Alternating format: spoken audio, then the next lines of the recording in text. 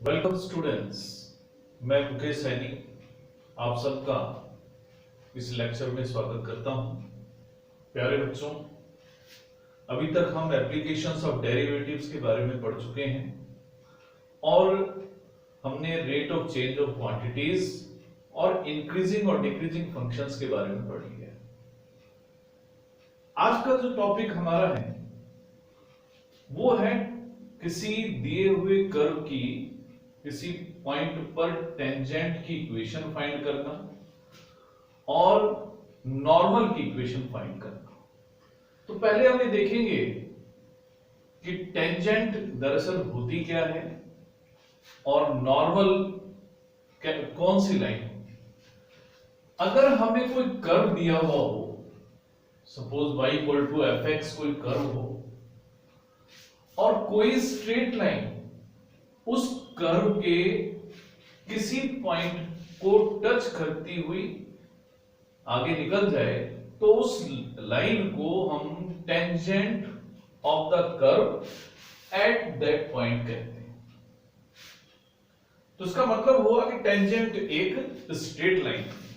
हम यहां पर टेंजेंट की इक्वेशन फाइंड करने में इंटरेस्टेड है क्योंकि टेंजेंट एक स्ट्रेट लाइन है और स्ट्रेट लाइन की इक्वेशन हम 11th क्लास में पढ़ चुके हैं। आप याद करें कि स्ट्रेट लाइन की इक्वेशन दरअसल होती क्या है। तो स्ट्रेट लाइन की जो इक्वेशन है वो हमने पढ़ा था, अगर हम x1 y1 पॉइंट पर कोई स्ट्रेट लाइन फाइंड करें तो उसकी इक्वेशन होगी y minus y1 equal to m और x माइनस x। आपको याद है क्या किसको डिनोट करता है? बिल्कुल ठीक आपने सोचा, n यहां पर स्ट्रेट लाइन के स्लोप को रिप्रेजेंट करता है। अब क्योंकि इस साल हम 12th क्लास में डिफरेंशिएशन पढ़ चुके हैं, डेरिवेटिव्स के बारे में पढ़ चुके हैं, तो आपको याद होगा कि किसी भी कर्व के लिए जो dy बाई dx है वो ज्योमेट्री में टेंजेंट के स्लोप को रिप्रेजेंट करता है। तो इसका मतलब ये हुआ कि m के स्थान पर हम dy बाई dx यूज कर सकते हैं उस पर्टिकुलर पॉइंट पर जहां हम टेंजेंट की इक्वेशन फाइंड करना चाहते हैं। क्योंकि मैं x1 y1 पर टेंजेंट की इक्वेशन फाइंड करना चाहता हूं तो इक्वेशन ऑफ टेंजेंट हुई, इक्वेशन ऑफ टेंजेंट अगर हम x1 y1 की बात करें एट x1 y1 तो हम इस तरह से लिख सकते हैं y minus y1 dy by dx find करें उस कर्व के लिए x1 y1 पॉइंट पर और x माइनस x1 से मल्टीप्लाई। तो ये है equation of tangent eight x1 y1 की इक्वेशन। अब बात आती है नॉर्मल की। नॉर्मल एक ऐसा लाइन होगा जो टेंजेंट के परपेंडिकुलर होगा। तो यानी अगर P पॉइंट पर ये PT एक स्ट्रेट लाइन है तो कोई भी लाइन जो P से जाती हो और इस PT के परपेंडिकुलर हो तो that will be the normal of the curve. तो जैसे ये पॉइंट हम ले रहे हैं, हम इस स्ट्रेट लाइन को PQ से डिनोट कर देते हैं। तो PQ यहां पर इस समय नॉर्मल टू द कर्व। तो नॉर्मल टू द कर्व की इक्वेशन कैसे फाइंड करें? अब क्योंकि डेफिनेशन ही ये बताती है कि टेंजेंट और नॉर्मल दोनों एक दूसरे के परपेंडिकुलर स्ट्रेट लाइंस हैं और हम 11th क्लास में पढ़ चुके हैं कि अगर हमें दो परपेंडिकुलर लाइंस दी हुई हो और उसमें हमें एक स्लोप पता हो तो दूसरी स्ट्रेट लाइन का स्लोप हम पता लगा सकते हैं। तो यहां पर एक लाइन का जो स्लोप है dy by dx at x1 y1 point की जो भी वैल्यू है वो होगा।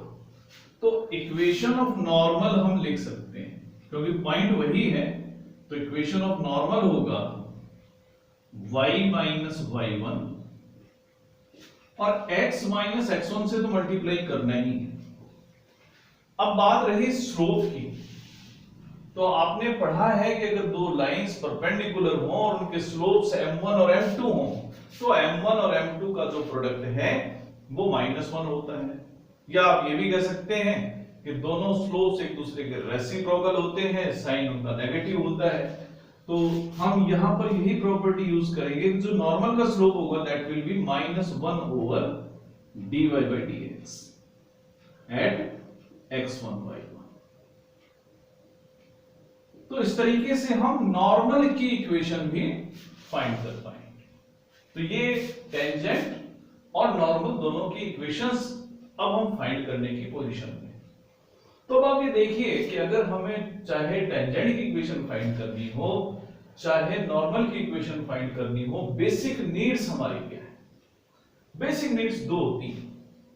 पहला कि जिस पॉइंट पर हमें टेंजेंट ड्रा करनी है या नॉर्मल ड्रा करना है वो पॉइंट कौन सा है, और दूसरी बात कि जिस पॉइंट पर हमें टेंजेंट या नॉर्मल ड्रा करना है उस पॉइंट पर कर्व का स्लोप कितना है। अगर हमें ये दो बातें मालूम हो जाएं तो हम दोनों इक्वेशंस फाइंड कर सकते हैं, टेंजेंट की इक्वेशन भी फाइंड कर सकते हैं और नॉर्मल की इक्वेशन भी फाइंड कर सकते हैं। अब कुछ स्पेशल केसेस के बारे में भी हम बात कर लें, हालांकि हम उनको 11th क्लास में भी पढ़ चुके हैं। कई बार ऐसा होता है कि हमें बताया गया कि जो टेंजेंट है वो एक्स एक्सिस के पैरेलल है। तो कभी ऐसा हो जाए कि tangent is parallel to x axis, तो उस स्थिति में क्या हम यूज कर सकते हैं? तो क्योंकि एक्स एक्सिस के पैरेलल है टेंजेंट और आपने पढ़ा है कि जो स्लोप ऑफ एक्स एक्सिस होता है या कोई भी स्ट्रेट लाइन जो एक्स एक्सिस के पैरेलल होती है तो उसका स्लोप होता है 0। तो इसका मतलब होगा अगर tangent is parallel to x axis है तो उसका जो स्लोप होगा, slope of tangent that will be 0।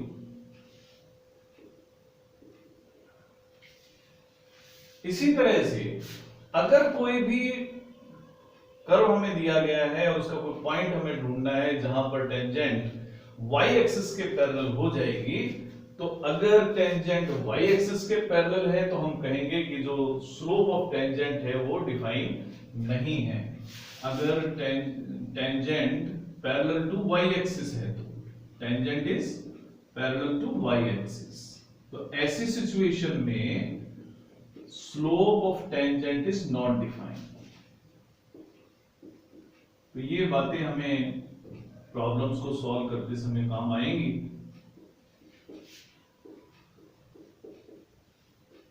आइए अब हम प्रॉब्लम्स को सॉल्व करना शुरू करें। एनसीईआरटी बुक में जो टेंजेंट एंड नॉर्मल्स हैं वो एक्सरसाइज 6.3 में दिए हुए हैं। तो हम 6.3 की प्रॉब्लम्स ही लेकर शुरू करते हैं और जो हमारा पहला पार्ट है, फर्स्ट क्वेश्चन है, वहां से शुरू करते हैं। तो पहला क्वेश्चन, दूसरा क्वेश्चन, तीसरा क्वेश्चन और चौथा क्वेश्चन, ये 4 क्वेश्चन एक ही जैसे हैं। मैं क्वेश्चन ले लेता हूं। थर्ड क्वेश्चन है कि find the slope of the tangent to the curve x cube minus x plus 1। Curve जो हमें दिया हुआ है वो x cube minus x y equal to x cube minus x plus 1, ये कर्व हमें दिया हुआ है और हमें टेंजेंट का स्लोप फाइंड करना है और ऐसे पॉइंट पर फाइंड करना है जहां पर x coordinate 2 when x is 2। तो आप ये देखिएगा कि स्लोप ऑफ टेंजेंट कितना होता है। तो स्लोप ऑफ टेंजेंट कितना होगा वो हम अभी पढ़ चुके हैं कि dy by dx होगा। तो dy by dx का जनरल फॉर्मूला होगा यहां पर 3x स्क्वायर माइनस 1, और वो भी हमें उस समय बताना है जिस समय x कोऑर्डिनेट 2 है। तो जिस समय x 2 है उस समय dy बाई dx क्या होगा? तो dy बाई dx उस स्थिति में होगा, हम x की जगह 2 यूज करते हैं, तो हमें मिलेगा 2 स्क्वायर यानी 4, 4 इंटू 3 12 माइनस 1। तो स्लोप ऑफ टेंजेंट हुआ एट x इक्वल टू 2 और वो है स्लोप 11 यूनिट्स। अगर हमसे इस क्वेश्चन में और एक बात पूछ ली जाती कि आप ये बताएं कि x इक्वल टू 2 पर नॉर्मल का स्लोप कितना है, तो हम बता सकते थे कि स्लोप ऑफ नॉर्मल इस सिचुएशन में होगा 1/11, लेकिन साइन उसका होगा नेगेटिव, तो हम यहां लिख भी देते हैं। हालांकि हमसे पूछा नहीं गया है स्लोप ऑफ नॉर्मल उस स्थिति में जबकि x इक्वल टू 2 है, तो क्योंकि हम पढ़ चुके हैं टेंजेंट और नॉर्मल दोनों एक दूसरे के परपेंडिकुलर होते हैं, तो इसलिए नॉर्मल का स्लोप होगा -1/11। अब 3 क्वेश्चंस हैं इसके जैसे ही, तो मैं एक क्वेश्चन आपके लिए लिख भी रहा हूं, तो ये आप करके भी देखिए। 3x 4 माइनस 3x, ये कर्व हमें दिया हुआ है, 4x तक लीजिए, y equal to 3 into X raise to power 4 minus 4x का जो कर्व है उसके x इक्वल टू 4 पर आपको टेंजेंट और नॉर्मल दोनों के स्लोप आप फाइंड कर दिए। इसी तरह से एक और कर्व ले सकते हैं y equal to x minus 1 upon x minus 2, तो इसके लिए भी आप x इक्वल टू 2 पर और x इक्वल टू 10 पर दोनों जगह पर टेंजेंट के स्लोप फाइंड करिए, बिल्कुल आप इसी तरह से करें। उसके बाद जब अगले क्वेश्चंस आते हैं, अब कुछ पैरामेट्रिक फॉर्म के हमारे पास क्वेश्चंस हैं, करना हमें उन्हें भी उसी तरीके से है। जैसे मैं 5th क्वेश्चन लेता हूं, x equal to a cos cube theta है और y equal to a sin cube theta. Question number 5 है x equal to a cos cube theta और y है a sin क्यूब थीटा। ये पैरामेट्रिक फॉर्म में किसी कर्व की equation दी हुई और हमें नॉर्मल का स्लोप फाइंड करना है, उस स्थिति में फाइंड करना है जब थीटा π/4 हो। तो ऐसे सभी केसेस में हम पहले टेंजेंट का स्लोप फाइंड कर लेते हैं। तो इसके लिए मैं dy बाई dx फाइंड करूंगा,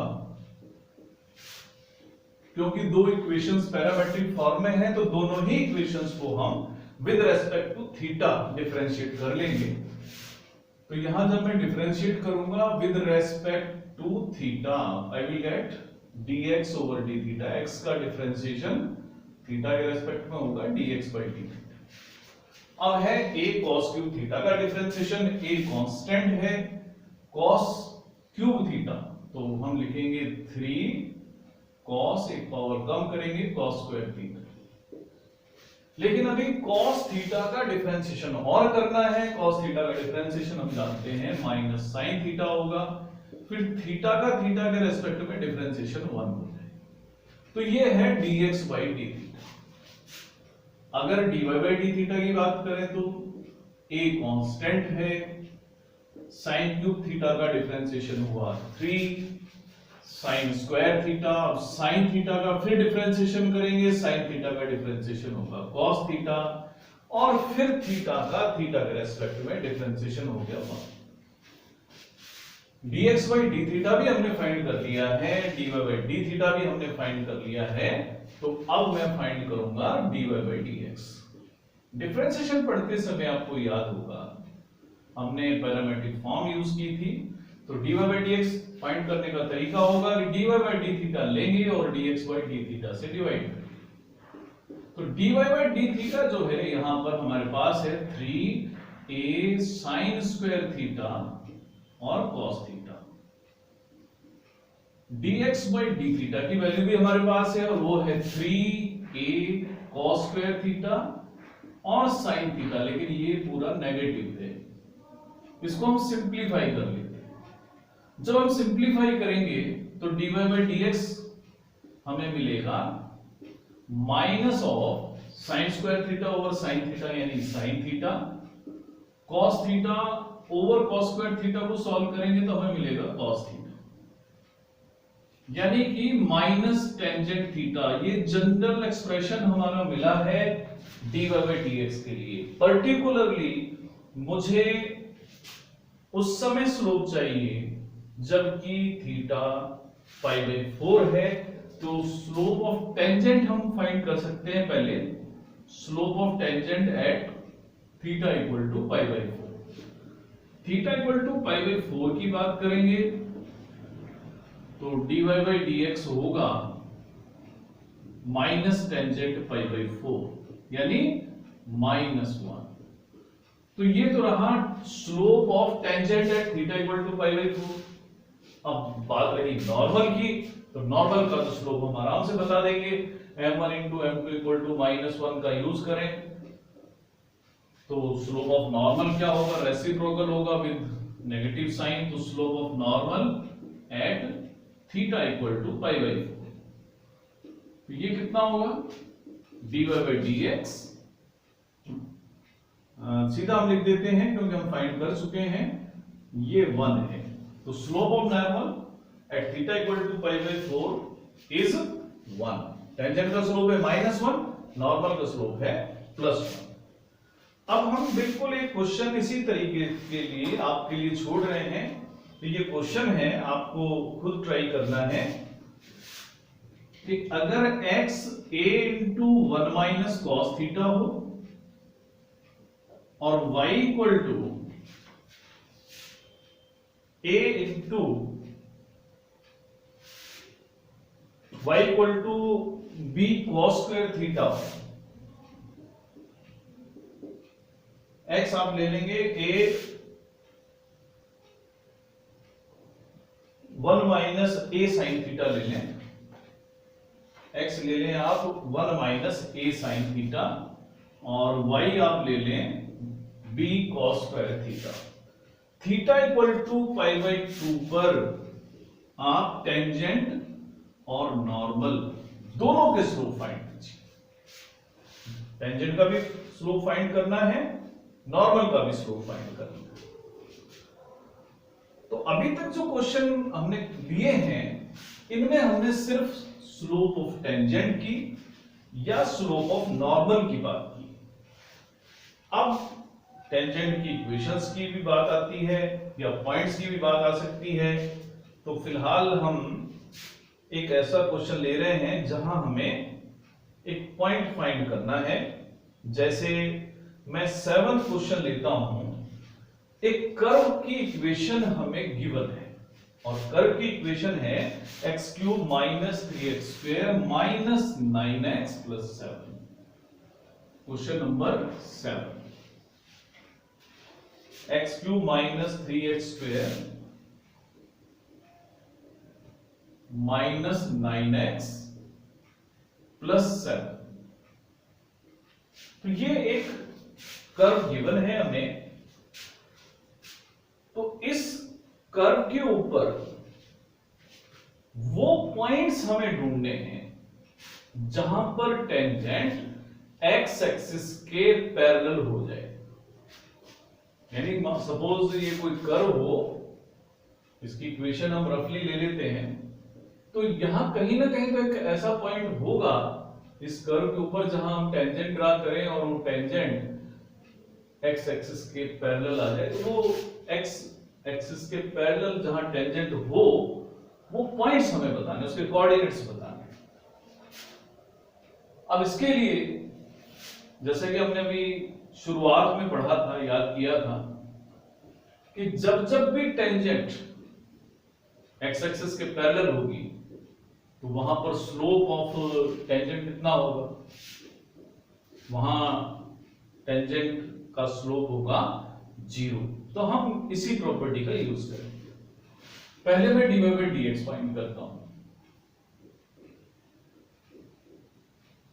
तो dy बाई dx की अगर हम बात करें तो dy बाई dx यहां पर है 3x square minus 6x minus 9, 3x square minus 6x minus 9। अब यहां हम देख सकते हैं कि if tangent is parallel to x axis, tangent अगर एक्स एक्सिस के पैरेलल है तो टेंजेंट अगर पैरेलल टू एक्स एक्सिस है तो उस स्थिति में स्लोप ऑफ टेंजेंट यानी कि dy बाई dx जीरो हो जाएगा। अब dy बाई dx जीरो हो गया, इसका मतलब 3x square minus 6x minus 9 zero हो गया। अब इसको सॉल्व करने के लिए मैं 3 कॉमन ले लेता हूं तो मुझे मिलता है x स्क्वायर मिलता है माइनस 2x मिलता है माइनस 3 मिलता है और 0 मिलता है। दोनों तरफ आप 3 से डिवाइड करते हैं तो यानी हमें मिला x square minus 2x minus 3 equal to 0। इसको हम सॉल्व कर लेते हैं, तो सॉल्व करेंगे तो हमें मिलेगा x स्क्वायर माइनस 3x के फैक्टर कर रहे हैं plus x minus 3 equal to 0। x हम कॉमन ले लेंगे यानी x minus 3 plus 1 into x minus 3 equal to 0, यानी मेरे पास फैक्टर हुए हैं x माइनस 3 और x plus 1 equal to 0। x की वैल्यूज मुझे मिली एक तो 3 और दूसरी मिली x की जो वैल्यू मुझे वो है माइनस 1।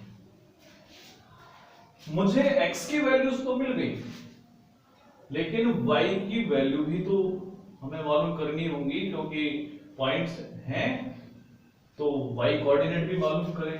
अब y कोऑर्डिनेट मालूम करने के लिए जो हमें x की वैल्यूज मिली हैं उनको हम कर्व की इक्वेशन में पुट कर देते हैं।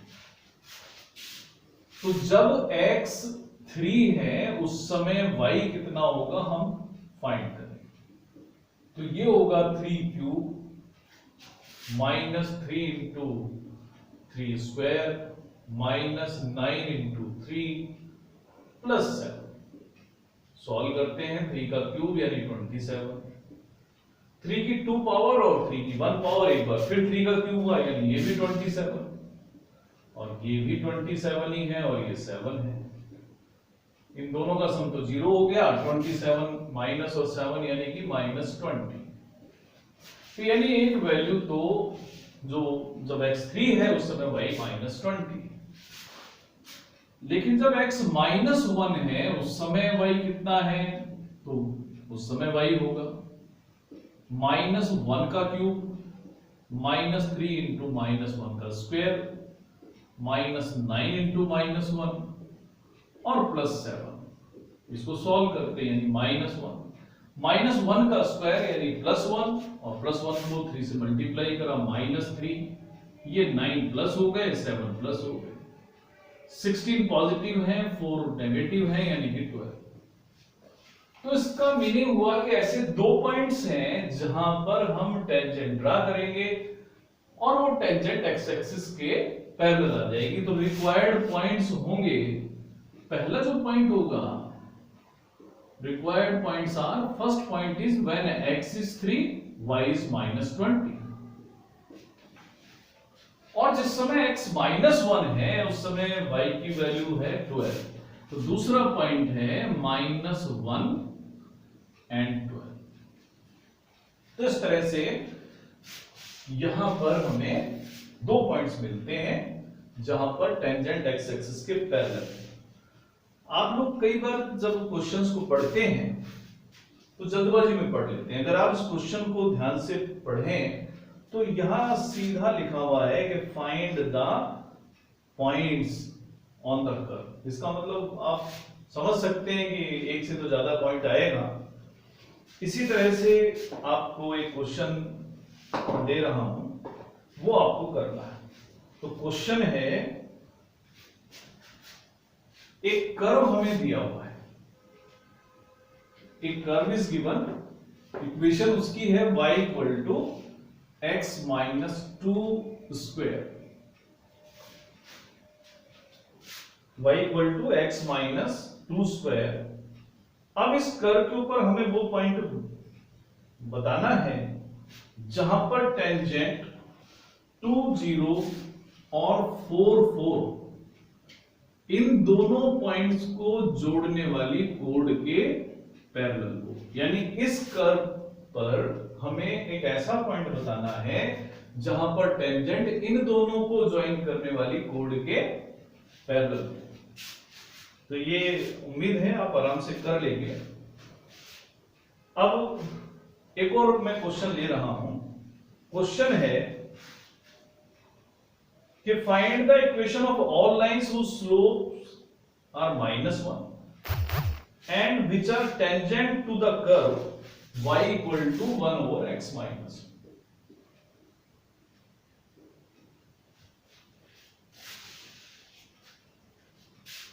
उन सारी लाइंस की इक्वेशन फाइंड करें जिनका स्लोप तो -1 है और जो इस कर्व की टेंजेंट हैं।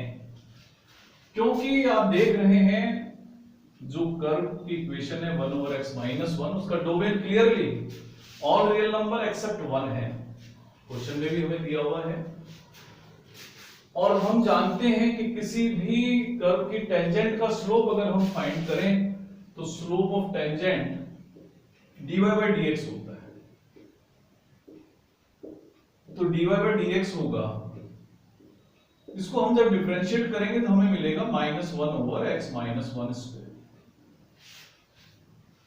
अब मुझे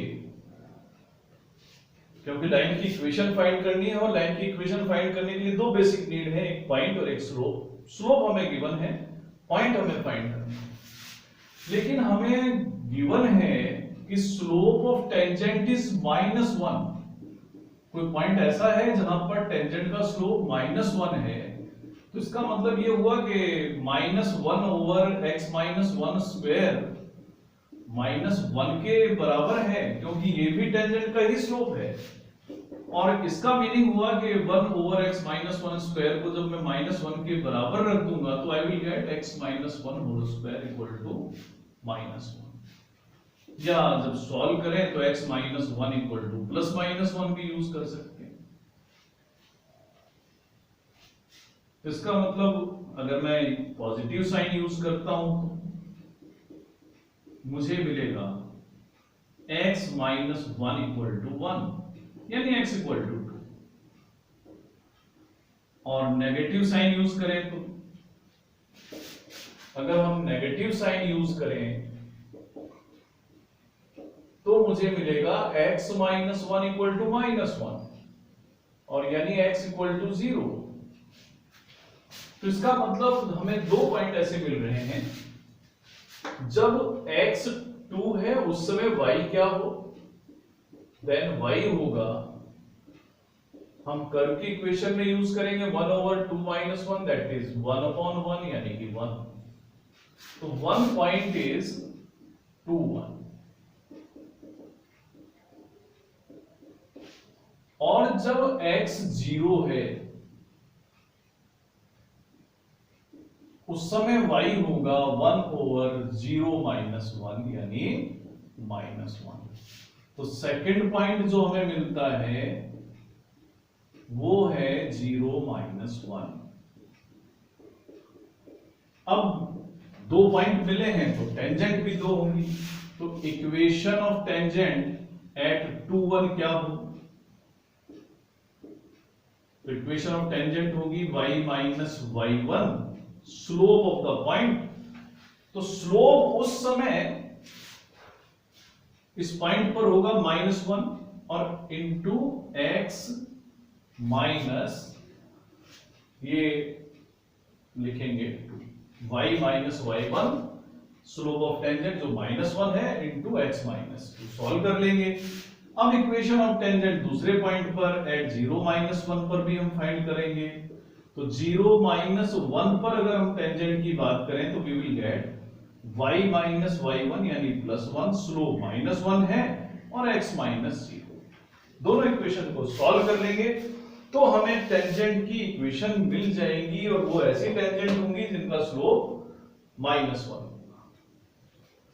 प्यारे बच्चों, आज हमने जो क्वेश्चंस बेसिकली किए हैं उनमें ज्यादातर हमने स्लोप ऑफ टेंजेंट तक के ही क्वेश्चन किए हैं।